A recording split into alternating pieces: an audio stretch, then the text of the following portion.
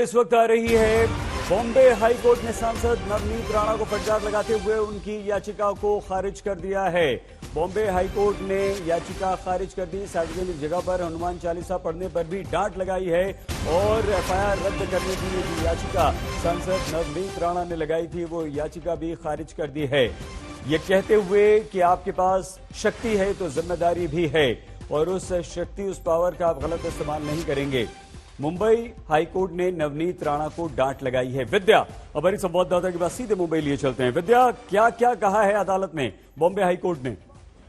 Bombay high court ने अपने आदेश में एक तो राहत दी है थोड़ी सी, ये कहते हुए कि अगर मान लीजिए सेकेंड एफआईआर जो रजिस्टर्ड है जिसके खिलाफ ये बॉम्बे हाईकोर्ट आए थे, अगर उसमें गिरफ्तार करना है मुंबई पुलिस को तो एक 72 आवर का नोटिस देना पड़ेगा, यानी कि 72 आवर्स पहले उनको नोटिस देंगी और उसके बाद ही गिरफ्तारी हो सकती है और इस बीच में तब तक में वो अदालत का रुख कर सकते हैं। लेकिन इस पूरे आदेश के दौरान अदालत ने साफ किया कि जिस तरीके से नवनीत राणा और रवि राणा जिस तरीके से वो लोग कह रहे थे, जिस तरह से वो हनुमान चालीसा मुख्यमंत्री के घर के खुद पर्सनल घर के सामने जाके कहना चाह रहे थे, हनुमान चालीसा पढ़ना चाह रहे थे, ये एक एप्रीहेंशन हो सकता है। ये एक क्लियर कट केस है जहां पर कि स्टेट को एप्रीहेंशन हो सकता है कि जहां पे लॉ एंड ऑर्डर का प्रॉब्लम हो सकता है।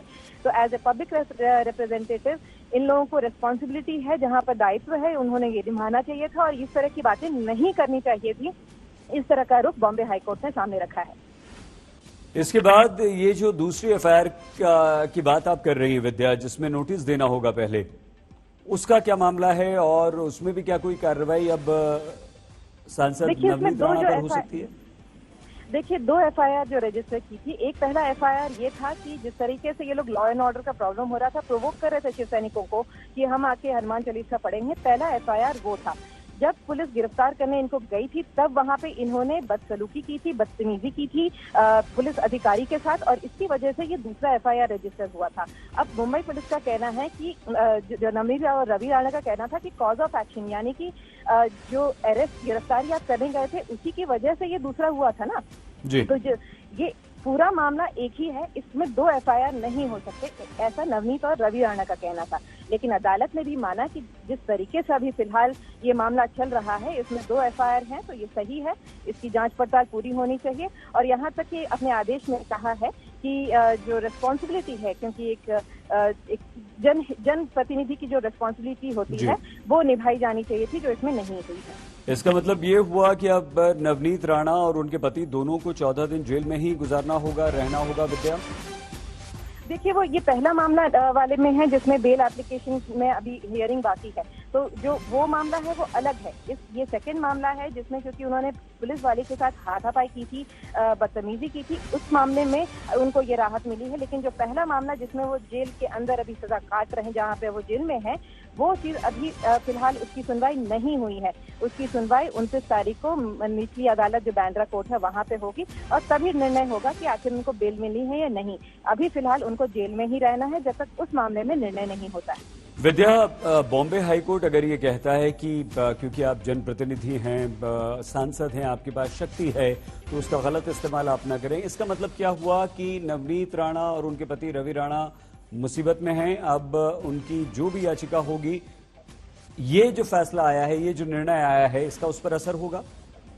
जी देखिए, एक्चुअली जनरली होता तो यही है कि अगर बॉम्बे हाईकोर्ट जैसे उच्च न्यायालय ने अगर ऊपर की अदालत ने कुछ कह दिया है, ऑब्जर्वेशन मार्क कह दिया है आपके केस में, तो निचली की अदालत फिर देती है, वो नहीं देती हैं आपके केस में। लेकिन हालांकि कोशिश अपनी तरफ से रिजवान मर्चेंट जो नवनीत और रवि राणा को रिप्रेजेंट कर रहे थे, उन्होंने अदालत को कहा कि प्लीज एक डिस्क्लेमर जैसा डाल दीजिए अपने आदेश में कि हमारा जो ऑब्जर्वेशन, यानी कि बॉम्बे हाईकोर्ट ने आज आदेश जो पारित किया है उसके उन्होंने जो भी ऑब्जर्वेशन दिए हैं ये रिप्रेजेंटेटिव्स को लेके, मामला जो अभी जिसकी आपने भी जिक्र किया, उसका कोई असर नीचे की अदालत पर नहीं पड़ना चाहिए। वो नीचे की अदालत अपना बेल एप्लीकेशन अपने मेरिट के आधार पर डिसाइड करे, इस हाईकोर्ट के आदेश से इन्फ्लुएंस नहीं हो, ऐसा उन्होंने लिख तो दिया है। लेकिन देखें अब अदालत 29 तारीख को क्या कहती है उस मामले में। विद्या, क्योंकि अब बॉम्बे हाईकोर्ट ने कहा है कि सार्वजनिक जगह पर हनुमान चालीसा आपने क्यों पढ़ा, आपके पास पावर है तो जिम्मेदारी भी है, मतलब ये कि आपको अपनी जिम्मेदारी भी समझनी चाहिए।